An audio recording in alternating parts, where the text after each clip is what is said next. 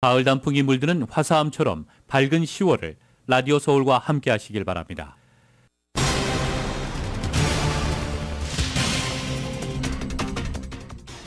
경기 침체 우려로 미주 최대 한인은행인 뱅크 오브 호프가 구조조정을 단행하면서 다른 한인은행들도 본격적인 구조조정이 시작된 것 아니냐는 우려가 나왔습니다. LA 한인상공회의소가 LA시 조달청과 한인 비즈니스 업주들의 교류를 위해서 다음 달 미더시티 행사를 개최합니다. 한인사회 비영리단체 K타운 액션이 주택국과 공개회의에서 법으로 보장된 한국어 제공 서비스 언어 권리 보장을 촉구했습니다. LA 한인타운 인근 지역에 거주하는 성범죄 전과자 수가 400명이 넘는 것으로 나타났습니다. 할로윈을 앞두고 부모들의 주의가 요구됩니다. 차량 등록국이 장애인 주차카드에 대해서 강력한 대처에 나섭니다. 빌려주거나 빌리는 행위, 허위 정보 제공, 위조 등으로 적발될 경우 6개월의 징역형에 처해질 수 있습니다. 샌프란시스코에서 운행 중이던 무인 자율주행차 로보택시 중 하나인 크루즈 운행이 중단됐습니다. 잦은 사고로 인한 안전성에 의문이 제기됐습니다.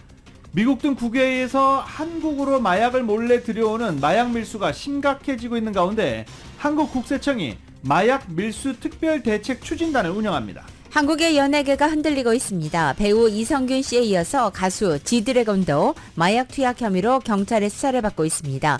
한편 두 사건은 별개 수사로 진행되고 있습니다. 대선이 1년 정도 앞으로 다가온 가운데 다자 가상 대결에서 무소속의 로버트 F 케네디 주니어 지지율이 10%가 넘는 조사 결과가 나왔습니다. 케네디 후보는 민주당보다 공화당 지지표를 더 흡수하는 것으로 나타났습니다. 하원 다수당인 공화당이 선출과 낙마를 반복하고 있는 연방 하원의장 후보로 마이크 존슨 의원을 새롭게 뽑았습니다.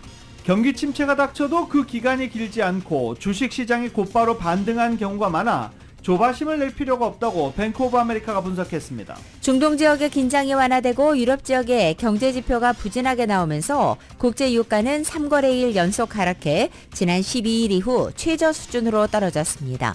6주째 파업을 이어가고 있는 전미 자동차 노조가 파업 규모를 더 늘렸습니다. 이번에는 GM 공장 근로자 5,000명이 파업에 합류했습니다. 시진핑 중국 국가주석이 어제 중국은 상호 존중과 평화 공존, 협력 호혜의 대미 정책을 유지할 것이라면서 미국도 이 같은 노력에 동참해주길 바란다라고 밝혔습니다. 팔레스타인 무장정파 하마스와 이스라엘의 전쟁이 계속되는 가운데 군사행위 중단을 두고 국제사회가 둘로 나뉘어 합의점을 찾지 못하고 있습니다. 유엔 사무총장은 즉각 휴전을 촉구했고 중동 아랍 국가들과 러시아, 중국 역시 휴전을 지지했습니다. 그러나 이스라엘은 휴전 불가 입장을 거듭 밝혔고 미국도 인질 석방이 먼저라면서 휴전보다는 군사행위의 일시 중지에 방점을 뒀습니다.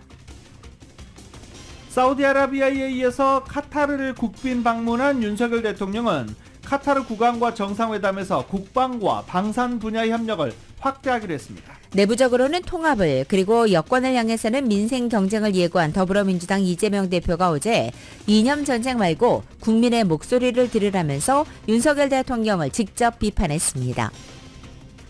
내셔널리그 챔피언십 시리즈 7차전에서 애리조나가 필라델피아를 4대2로 꺾고 월드시리즈에 올랐습니다. 애리조나와 텍사스 간의 월드시리즈 경기는 오늘 금요일 27일부터 시작합니다. 프로농구 NBA가 어제 개막했습니다. LA 레이커스가 개막전에서 지난 시즌 우승팀인 덴버에게 107대 119로 패했고 LA 클리퍼스는 오늘 홈에서 포틀랜드와 개막전 경기를 합니다. 오늘 뉴욕 증시는 알파벳의 주가가 큰 폭으로 하락한 데 따른 투자 심리 약화에 약세로 출발하고 있습니다. 원달러 환율은 1349.7원으로 마감했습니다. 남과 좋은을 대체로 흐리고 LA 한인타운 낮 최고 기온은 70도로 예상됩니다. 이 시간 주요 뉴스는 하늘 위 호텔 세계 최대 항공기 아시아나항공 A380에서 차별화된 서비스를 만나보세요. 고국까지 편안하고 안전하게 모시는 아시아나항공 제공입니다. 여러분 안녕하십니까? 김윤정입니다. 안녕하십니까? 유지승입니다. 2023년 10월 25일 수요일 라디오 서울 모닝 뉴스 2부입니다. 오늘 지금 전체적으로 좀 쌀쌀하죠. 지금 당장 비가 내려도 이상하지 않을 정도로 잔뜩 찌푸린 하늘 보여주고 있습니다. 아, 이제 비가 좀 올 때쯤 되지 않았나? 뭐 이렇게 얘기하시는 분들도 상당히 많으셨는데요. 북가주에는 눈이 옵니다. 캘리포니아주에 내려온 폭풍으로 시에라 크레스트를 따라 고도 8,000피트 고지 정도에서는 최고, 3인치 정도의 눈이 내릴 것으로 예보가 됐습니다. 이 눈은 북까지부터 남쪽으로는 타우베이슨을 포함하는 요세미티 밸리까지 눈이 내릴 가능성이 있습니다. 또 고도 6,000피트 이하 지역에는 1인치 정도의 눈이 내릴 수 있다라고 예보가 나오고 있습니다. 그리고 이제 그 지역 요세미티 밸리 밑에 지역에는 소나기가 내릴 가능성이 높고 오늘 남가주에도 지역에 따라 비 내릴 확률이 좀 있습니다. LA 다운타운에서 오늘 호텔 노조의 대규모 시위 행전이 벌어질 예정입니다. 노조 측은 이미 파업을 벌이고 있는 호텔 5개 노조에 대해서 오늘은 10개 이상 호텔의 노조가 추가로 참여한다고 밝혔습니다. 노조 대변인은 구체적인 숫자를 언급하지는 않았지만 지난 7월부터 한 번에 몇 개의 호텔 파업을 돌아가며 벌인 노조가 오늘은 지금 것 중에 가장 광범위한 액션을 취하게 될 것이라고 밝혔습니다. 노조 측은 수천 명이 오늘 시위 행진을 참여할 것으로 예상했습니다.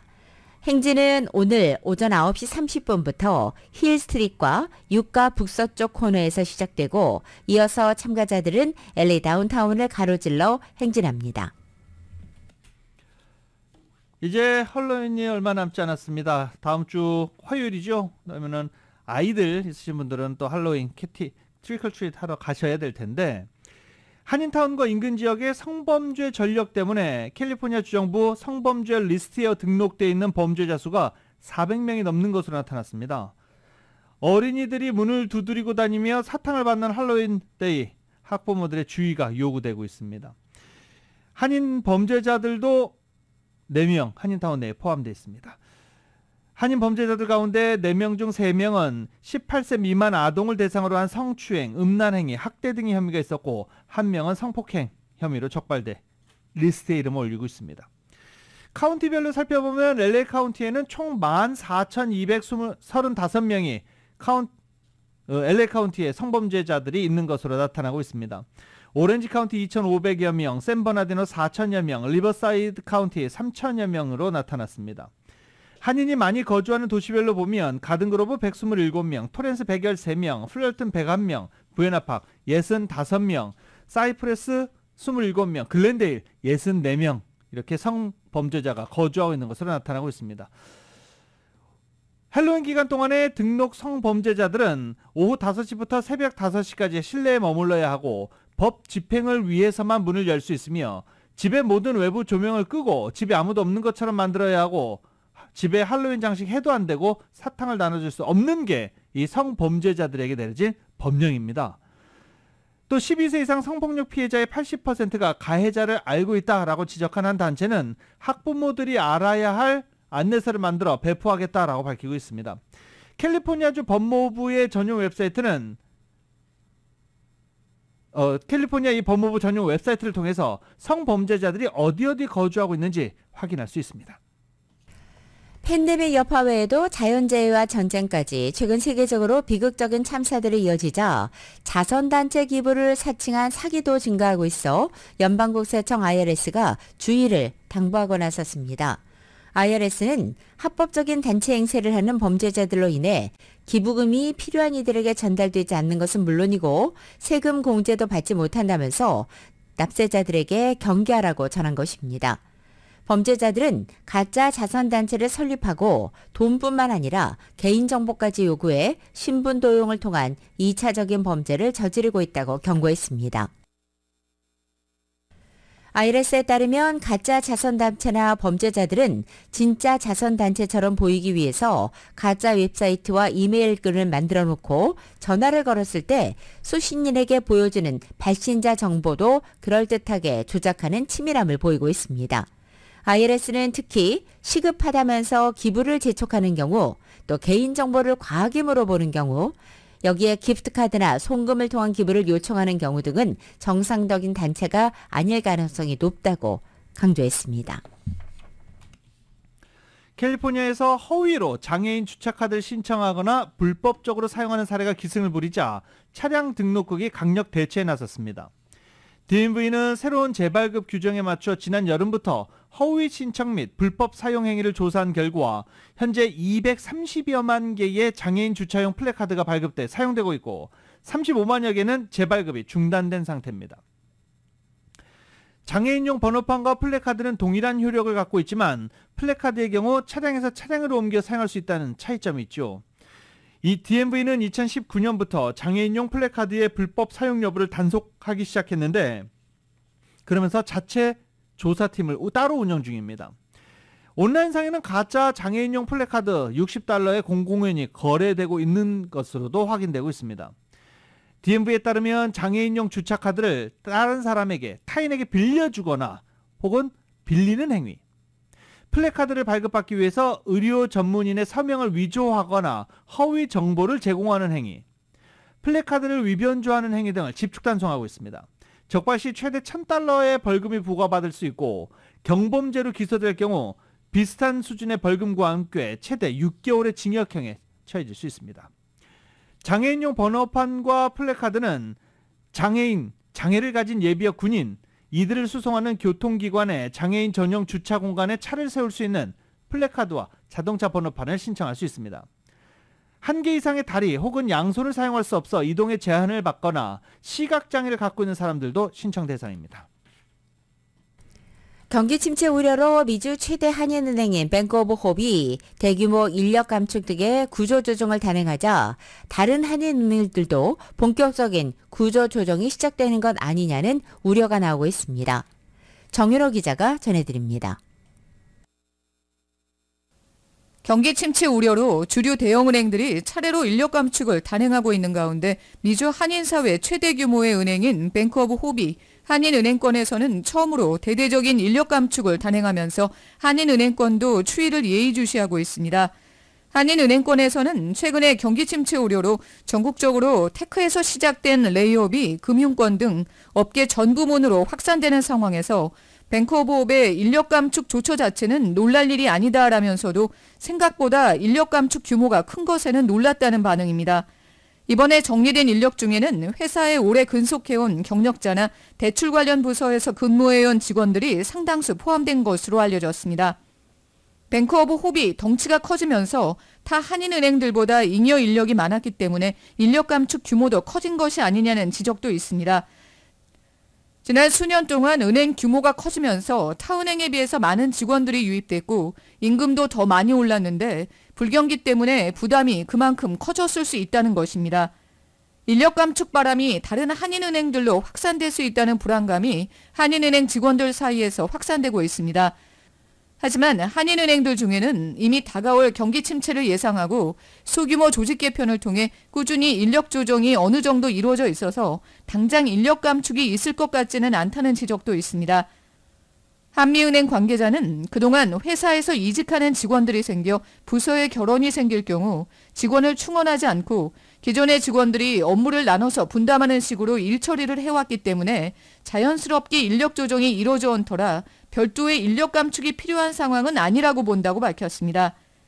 CBB 은행 관계자는 그동안 꾸준히 소규모의 조직 개편이 회사에서 이루어져 오면서 자의로 타 회사로 이동하는 직원이 생기는 등 자연스럽게 인력 조정이 이루어져 온 터라 당장 인력 감축은 없을 것으로 본다고 밝혔습니다. 라디오 서울뉴스 정현호입니다. 한미은행이 지난 3분기에 순이익 1,880만 달러, 주당 순이익은 62센트를 기록했습니다. 전분기 순이익보다 8.8%가 하락했습니다. 대출은 60억 2천만 달러로 전분기보다 0.9%가 늘었습니다. 예금은 62억 6천만 달러로 전분기보다 0.9%가 줄었습니다. 한미은행 자산은 73억 5천만 달러 기록했습니다. LA 한인상공회의소가 LA시 조달청과 이 한인 비즈니스 업주들이 교류하는 기회를 마련하는 미터시티 행사를 개최합니다. 이은 기자가 전해드립니다. 47대 LA 한인상회가 추진하는 핵심 사업 중 하나인 미터시티는 한인 비즈니스 오너들에게 실질적인 정보와 인적 교류를 하는 시간을 가지는 행사입니다. LA 한인상회는 이번 미터시티가 LA 시내 조달청이 참여해 비즈니스 물품의 조달에 관한 절차, 방법 등에 대한 브리핑은 물론이고 조달청 관계자들과 1대1 상담을 가지는 시간도 가진다고 설명했습니다. 이날 항만청, 공항 등 LA 시내 주요 기관들 또한 참여해 한인 비즈니스 업주들과 교류할 예정입니다. 시당국 관계자들이 참여하는 1대1 상담의 경우 미터시티 행사 참여 오너들 중 신청자에 한해 진행됩니다. 시당국 관계자들과 함께 인사만 하는 것에 그치지 않고 앞으로 비즈니스 계획을 수립하고 추진할 수 있도록 하는 자료를 마련하자는 취지로 한인 상공인들이 행사에 적극 참여하기를 바란다고 밝혔습니다. 당일 행사 참가자들의 편의를 위해 행사장 앞 주차를 수월하게 만들었다고 밝혔습니다. 김봉현 LA 한인상의 회장입니다. 사진 찍어서 카톡으로 보내드리든지 뭐 이메일로 보내드리든지 이렇게 보내드리면 파킹할 때 그 브로셔만 보여드리든지 아니면 카메라에 있는 거 이렇게 보여주면 그냥 프리로 무료로 파킹하게 됐습니다. LA 한인상의 이승호 미터시티 행사위원장은 이번 행사를 정기적으로 개최해 원활한 교류를 이어갈 것이라고 전했습니다. 그리고 이게 첫 번째 시리즈입니다. 그래서 너무 욕심을 내기는 그렇지만 일단 상반기, 하반기 두 번 나눠서 이번 상반기에는 하루 비즈니스 시리 시와 어떻게 비즈니스 할 거는가라는 주제를 할 거고 미터시티 행사는 내년 초에도 진행될 예정이며 내년에 진행되는 미터시티는 인허가 문제와 관련한 당국 관계자들이 참석해 한인들을 도울 것이라고 밝혔습니다. 11월 8일 수요일 오전 9시부터 시작해 3시간가량 진행되는 이번 행사는 사전 예약을 접수한 100명의 비즈니스 업주들에 한해 LA시청에 위치한 톰 브래들리 공원에서 진행됩니다. 행사 참가를 희망하는 한인 비즈니스 오너들은 LA 한인상공회의소 전화번호 213-480-1115번으로 연락하거나 이메일 info@lakacc.com으로 연락하면 됩니다. 라디오 서울 뉴스 이은입니다.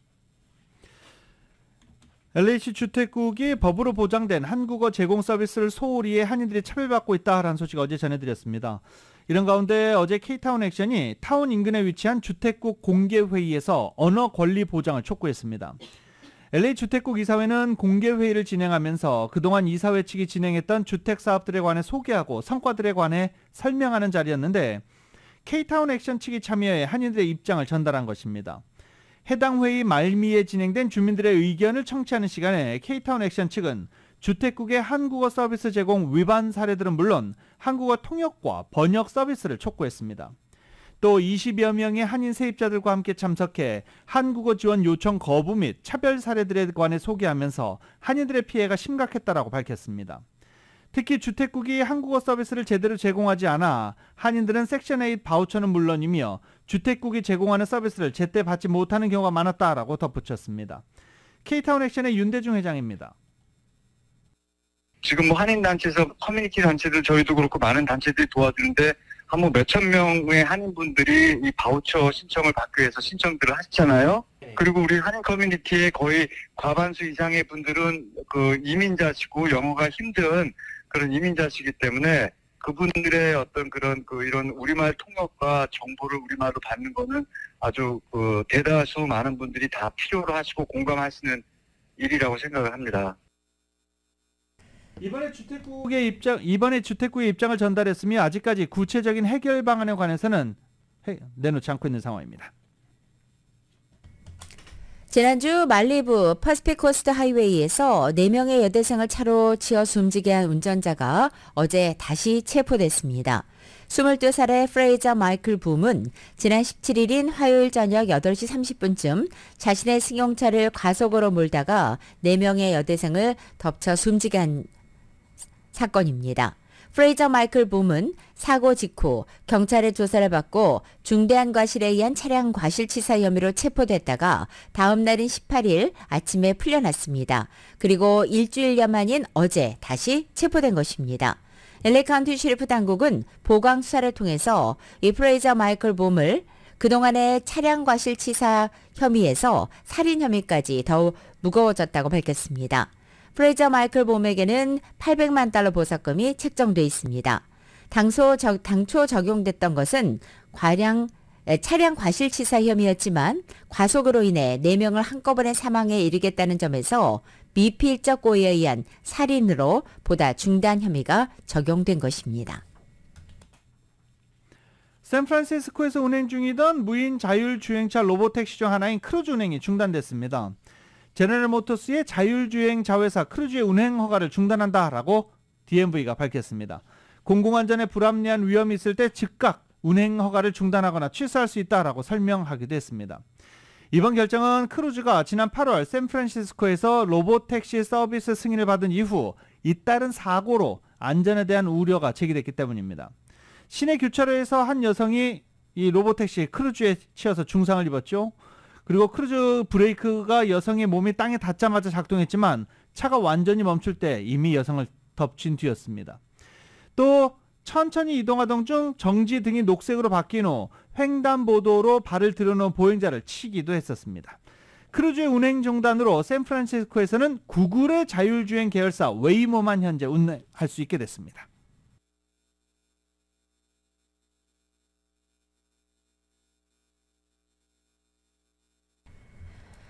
여든 4명이 탑승한 여객기가 하늘을 날고 있는데 엔진을 끄려 시도하다가 제지당하고 체포된 미국 조종사가 비행기 타기 이틀 전에 환각 효과가 있는 일명 환각버섯을 먹었던 것으로 진술했습니다.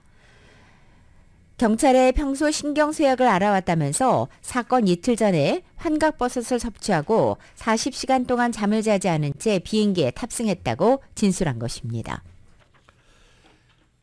지금 국외에서 한국으로 들어가는 마약이 심각한 것으로 알려지고 있습니다. 이 마약 밀수 문제가 심각해진 가운데 한국 관세청이 이를 척결하기 위해 마약 밀수 특별대책 추진단을 운영하기로 했습니다. 이를 통해 공항에서 여행자 기내 수화물 검사, 화물 가방 개방, 해체 및 파괴 검사 등을 확대한다는 방침입니다. 한국으로 들어가는 방문객에 대한 수화물 및 휴대품 검사가 대폭 강화될 전망이어서 한국 방문 시 주의가 요구되고 있습니다.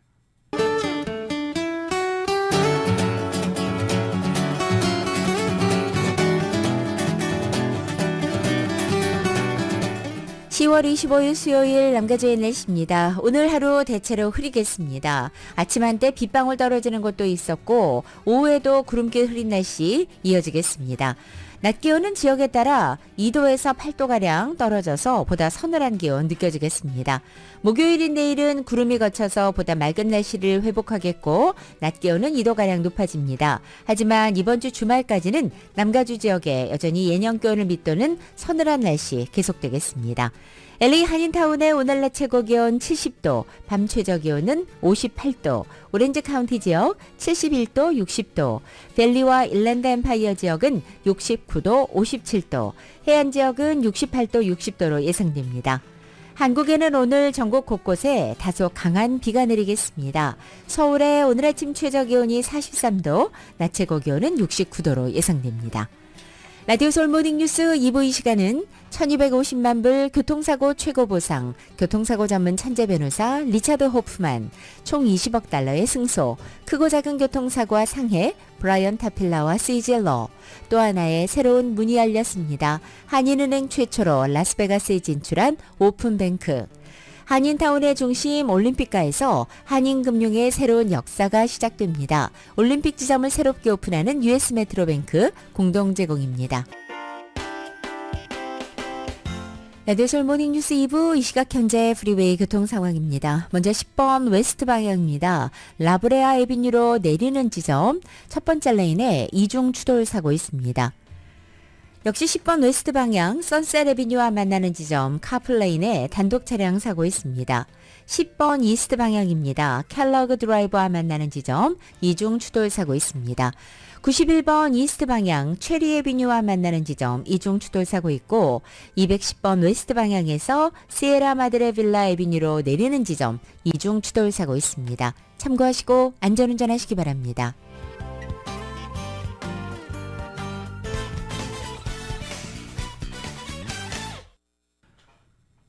하원 다수당인 공화당이 선출과 낙마를 반복하고 있는 하원의장 후보로 마이크 존슨 의원을 새롭게 뽑았습니다. 어제 오전 톰 해머 원내 수석 부대표가 세 번째 후보로 선출됐다가 당내 초강경파 20여 명의 반대를 극복하지 못한 채 물러난 뒤 몇 시간 만에 네 번째 후보가 된 것입니다. 존슨 의원은 트럼프 전 대통령 재임 중 이슬람 국가 출신자들의 이민을 금지하는 행정명령을 내렸을 때 지지를 표명했던 의원으로 보수 강경 성향이며 대표적인 당내 친트럼프 의원 중 한 명입니다. 미국 대선이 1년 정도 다가온 가운데 다자가상 대결에서 무소속의 로버트 F 케네디 주니어의 지지율이 10%가 넘는다는 조사가 또 나왔습니다. 그동안 제3의 후보가 출연한다면 조 바이든 대통령이 더 타격을 받을 것으로 예상됐지만 이번 조사에서는 케네디 후보가 민주당보다는 오히려 공화당 지지표를 더 흡수한 것으로 나타났습니다. USA 투데이와 서퍽 대학이 최근 실시한 공동 여론조사 결과 사자 가상 대결에서 바이든 대통령이 36.6%, 도널드 트럼프 대통령이 36.5%를 기록했고 민주당 경선 참여를 선언했다가 무소속으로 전환한 케네디 후보가 13.2%, 그리고 녹색당 출마 의사를 밝혔다가 역시 무소속 출마로 변경한 흑인 사회운동가 코널 웨스트가 4.2%를 기록했습니다. 이런 가운데 케네디 후보를 지지한 사람 중 3분의 2는 케네디 후보가 없었으면 공화당 후보를 지지했을 것이라고 답변했습니다. 시진핑 중국 국가주석이 중국이 상호 존중, 평화 공존, 협력 호혜의 대미 정책을 유지할 것이라며 미국도 이런 노력에 동참해 주길 바란다라고 밝혔습니다. 왕이 외교부장의 방미를 앞두고 미중 관계 개선에 관한 중국의 의지를 강조하는 메시지를 발신한 것이어서 주목되고 있습니다. 시 주석의 이날 발언은 첨단 기술 중심의 대중경제 제재로 미중 관계가 갈등을 빚는 가운데서도 양국이 관리 가능한 경쟁 구도라는 차원에서 최근 관계 회복을 모색하는 연장선상으로 풀이되고 있습니다. 중동 지역의 긴장이 완화되고 유럽 지역의 경제 지표가 부진하게 나오면서 국제 유가가 3거래일 연속 하락해 지난 12일 이후 최저 수준으로 떨어졌습니다. 어제 이스라엘과 하마스 간 전쟁이 당분간 억제될 것이라는 신호가 나오면서 브렌트유 선물 가격은 1달러 76센트, 즉 2%가 하락해 배럴당 88달러 07달러에, 그리고 미국 서부 텍사스산 원유인 WTI 선물은 1.75달러, 즉 2.1%가 내린 배럴당 83달러 74센트에 마감됐습니다. 6주째 파업을 이어가고 있는 전미 자동차 노조가 파업 규모를 늘렸습니다.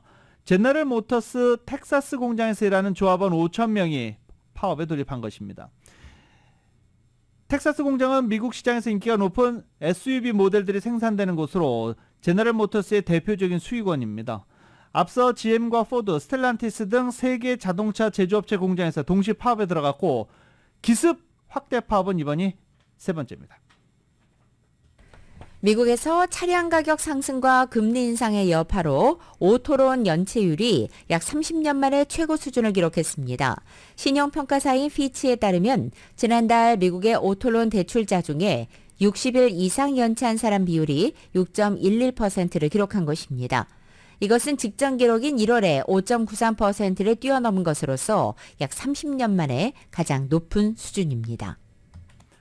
가상화폐 대표주자 비트코인이 채굴에 사용되는 에너지 67%를 화석연료에 의존하고 있어 막대한 양의 온실가스 배출은 물론이고 물과 토지 이용에도 우려스러운 영향이 있다고 분석됐습니다.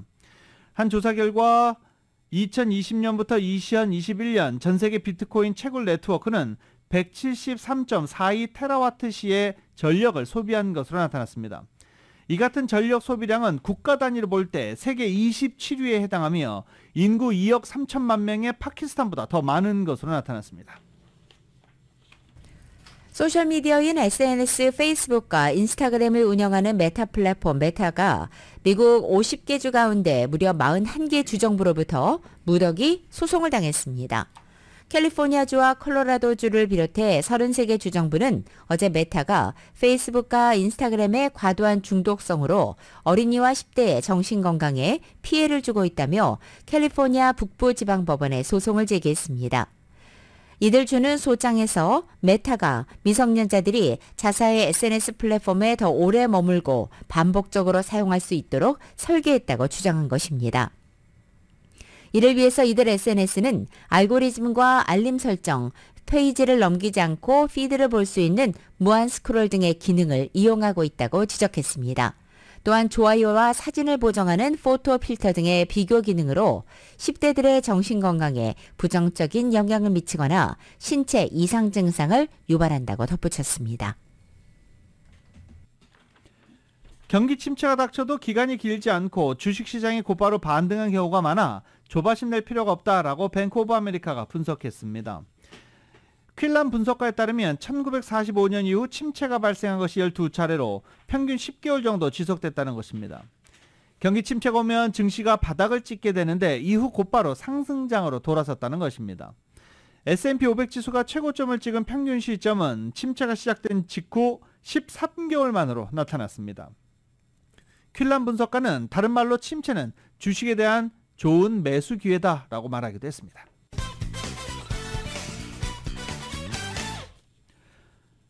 라디오서울 모닝뉴스 함께하고 계십니다.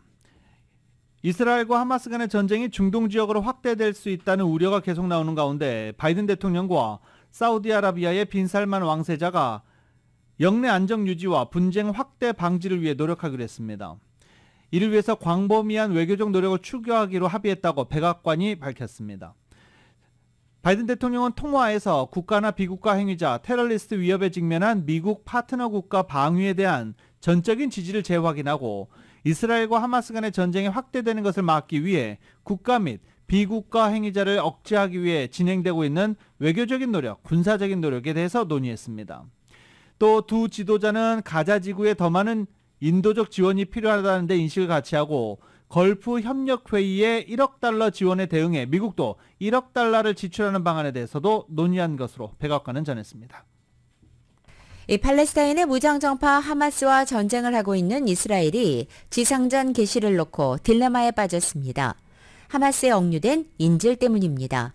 주변 국가의 물밑 협상에서 일부 진전을 이룬 것으로 전해졌지만 얼마나 석방될지는 미지수인 가운데 하마스 억류 인질의 가족들은 유엔 본부 앞에서 어제 눈물에 호소를 하기도 했습니다. YTN의 보도입니다. 미국 뉴욕의 유엔 본부 앞에 신발 200여 켤레가 가지런히 놓였습니다. 가자 지구에서 하마스에 억류된 가족들이 하루빨리 돌아오길 바라는 마음을 담았습니다. The presentation behind us represents 220 families. 220 families that can't sleep at night because they don't know what's the status of their kids, their parents, their babies. 하마스 인질 가족들은 유엔 본부도 찾아 국제사회에 조속한 석방 노력을 거듭 촉구했습니다. There are over 200 hostages being held in Gaza right now. Over 100 of them are from 33 countries. Where is the world? 이스라엘은 이 같은 다수의 외국인을 포함한 인질 문제로 선뜻 지상전을 개시하지 못하고 있습니다. 카타르와 이집트 등 주변국들이 하마스와 대규모 인질 석방 협상을 진행 중이지만 요구 조건이 달라 난항을 겪는 것으로 알려졌습니다. 월스트리트저널은 하마스가 인질을 추가로 석방했지만 연료 공급 조건을 두고 대규모 인질 석방은 난항을 겪고 있다고 보도했습니다. 이와 관련해 카타르 총리는 인질 협상에 어느 정도 진전을 이뤘다고 말했습니다. 하지만 인질 석방과 지상군 투입 시기를 함께 고려해야 하는 이스라엘 정부는 딜레마에 빠진 양상입니다. Hamas is responsible for civilian casualties, but we will do every effort to avoid them and to fight this war as speedily and as rapidly as we can, but it could be a long war. 인질 석방을 위한 시간을 벌기 위해 미국을 비롯한 국제사회가 이스라엘의 지상전 연기를 압박하고 있는 가운데 이스라엘 내부에서도 지상 공격의 범위를 재고해야 한다는 목소리가 커지고 있다고 외신들은 전했습니다. YTN 최영주입니다. 백악관이 이스라엘 하마스 전쟁 과정에서 민간인 희생은 불가피한 측면이 있다라는 견해를 밝혔습니다. 존 커비 백악관 국가안전보장회의 전략소통조정관은 팔레스타인 무장정파 하마스의 근거지 가자 지구를 향한 이스라엘 공격에 따른 민간인 피해자 관련 질문을 받자 이것은 전쟁이며 전투, 피를 수반하는 일이고 추악한 일이다 라고 답했습니다. 무고한 민간인들이 다치는 일들이 일어나는데 그런 일이 없기를 바라지만 일어날 수밖에 없을 것이다 라고 부연하기도 했습니다.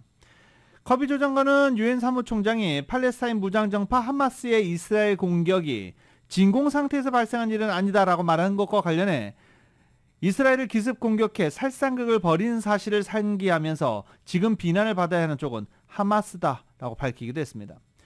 커비 조정관은 이번 사태와 관련한 이란의 역할과 동향에 대해서는 넓은 의미에서 이란의 공모 역할은 의심할 여지가 없다며 이란이 없으면 하마스와 헤즈볼라도 없고 이라크 등의 미군들을 공격하는 민병대 단체도 없다라고 말했습니다. 토니 블링컨 미 국무장관은 이스라엘과 팔레스타인 무장정파 하마스의 전쟁이 이란이 개입할 경우 단호하게 대응하겠다고 경고했습니다. 블링컨 장관은 어제 뉴욕 유엔 본부에서 팔레스타인 문제를 의제로 열린 유엔 안보리 회의에 참석해 미국은 이란과의 갈등을 추구하지 않는다며 우리는 이 전쟁이 확대되기를 원하지 않는다고도 밝혔습니다. 그러나 만약 이란이나 이란을 대리하는 세력이 어느 곳에서든 미국인을 공격한다면 우리는 신속하고 단호하게 미국 국민을 보호하고 미국의 안보를 지킬 것이라면서 이 같은 실수를 저지르지 말길 바란다라고 경고했습니다. 라디오서울 모닝뉴스 함께하고 계십니다. 이제 월드시리즈 메이저리그 마지막 월드시리즈 대진표가 완성됐습니다. 잠시 뒤에 전해드립니다.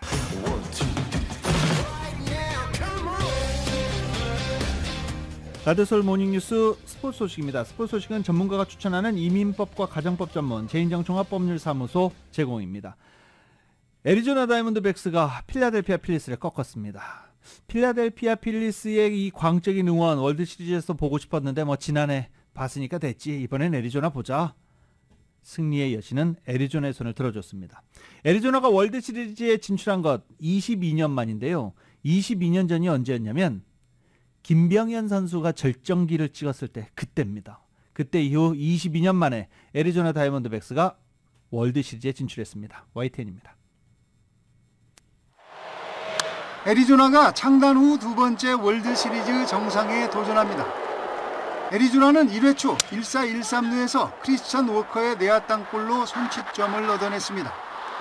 필라델피아는 2회 말 선두타자 알렉 곰이 솔로 홈런을 때려내며 동점을 만들었고 4회 말 1사 1루에서는 브라이슨 스토트가 좌중간 적시 2루타로 경기를 뒤집었습니다.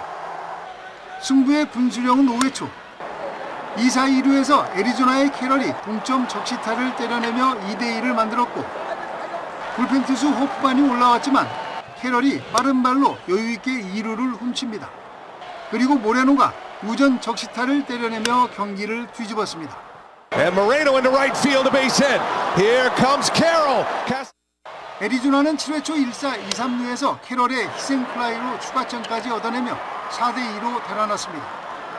애리조나는 톰슨이 1과 3분의 1, 공 10개를 던지며 승리 투수가 됐고 빈켈은 8회 말 필라델피아 세 타자를 연속 삼진으로 돌려 세우며 마운드를 시월드에게 넘깁니다. 시월드는 9회 말 필라델피아 타선을 3자 범퇴로 막아내며 월드시리즈 진출을 확정짓습니다. 지난 2001년 김병현 선수가 뛸 때 처음으로 월드시리즈 우승을 차지했던 애리조나는 이제 텍사스를 상대로 두 번째 월드시리즈 우승에 도전하게 됐습니다. YTN 김동리입니다. 미국 프로농구 NBA가 어제 지난 시즌 우승팀인 덴버와 LA 레이커스의 대결로 막을 올렸습니다. 우승 반지를 꼈던 니콜라 요키치가 개막전의 승리를 맛봤습니다. KBS입니다. 경기 시작 전 덴버 홈구장에 트로피가 들어오고 지난 시즌 우승 반지 수여식이 펼쳐집니다. 챔프전 MVP를 차지했던 요키치를 비롯해 덴버 선수들은 꿈에 그리던 우승 반지를 끼고 기쁨을 만끽했습니다. 요키치는 개막전에서도 초반부터 득점력을 뽐내며 MVP다운 실력을 과시했습니다. 반면 리그 최고령 선수가 된 LA 레이커스의 르브론 제임스는 수비 도중 넘어지는 등 도전을 면치 못했습니다. 덴버 고든이 림을 잡고 덩크를 하자 제임스가 곧장 항의하는 장면도 나왔지만 득점으로 인정됐습니다. 요키치는 4쿼터에도 결정적인 3점 슛으로 LA 레이커스의 추격을 뿌리쳤습니다. 29득점에 리바운드 13개, 도움 11개, 요키치는 통산 106번째 트리플 더블을 장식하며 개막전 승리를 이끌었습니다. I think we had a little bit more energy. I think the whole ceremony kind of gave us a little more like energy boost. We just didn't want to ruin our night. 과거 골든스테이트에 우승을 안겼던 피닉스의 케빈 듀런트는 친정팀 팬들의 환호 속에 옛 동료 커리와 포옹했습니다. 우정을 나눈 두 선수였지만 경기는 치열한 접전으로 펼쳐졌고 결국 피닉스가 승리했습니다. KBS 뉴스 문영규입니다. 김민재 선수가 풀타임으로 활약한 독일 민헨이 챔피언스리그에서 3연승을 달렸는데 김민재 선수 어제 경기력이 좀 들쭉날쭉했었죠. YTN입니다. 터키 원정을 떠난 뮌헨은 갈라타사라이의 강력한 압박에 흔들렸습니다. 3일전 리그에서 풀타임을 뛰고 강행군에 나선 김민재도 상대 공격수를 잇따라 놓쳤습니다. 다행히 전반 7분 김민재가 끊어낸 공이 역습으로 이어졌고 뮌헨이 선취골을 넣었습니다. 호망이 정확하게 골문을 갈랐습니다. 하지만 28분 김민재와 함께 수비하던 키미히가 깊은 태클로 페널티킥을 허용했습니다. 두 선수의 호흡이 아쉬웠습니다. 김민재는 38분엔 확실하게 볼 차단을 하지 못해 다시 실점 위기를 맞기도 했습니다. 후반 김민재를 중심으로 수비가 안정을 찾으며 뮌헨이 다시 힘을 냈습니다.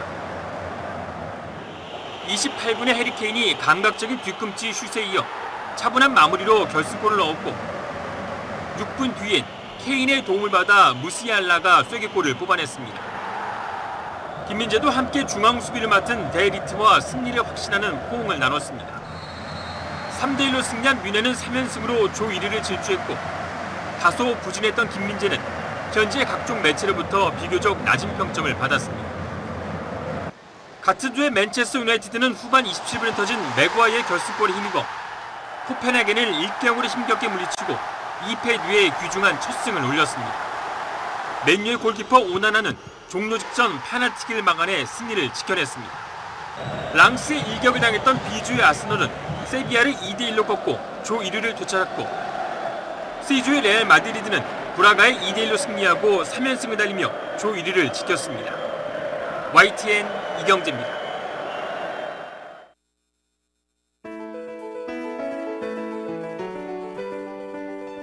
(2023년 10월 25일) 수요일에 전해드린 라디오 서울 모닝뉴스 여기서 마치겠습니다. 금요일이면 딱 좋았을 것을 이라고 하시는 분들도 많으실 텐데요. 오늘 날씨가 흐리고 그렇습니다. 항상 안전에 각별한 주의 기울이시기 바랍니다. 지금까지 진행의 유지승, 김윤정이었습니다. 라디오 서울 모닝뉴스 2부 이 시간은 1250만 불 교통사고 최고 보상, 교통사고 전문 천재 변호사 리차드 호프만, 총 20억 달러의 승소, 크고 작은 교통사고와 상해, 브라이언 타필라와 시질러, 또 하나의 새로운 문이 열렸습니다. 한인은행 최초로 라스베가스에 진출한 오픈뱅크, 한인타운의 중심 올림픽가에서 한인금융의 새로운 역사가 시작됩니다. 올림픽 지점을 새롭게 오픈하는 US 메트로뱅크 공동 제공이었습니다. 잠시 후 9시에는 강혜신의 오늘의 미국이 방송됩니다. 함께해 주신 여러분 고맙습니다.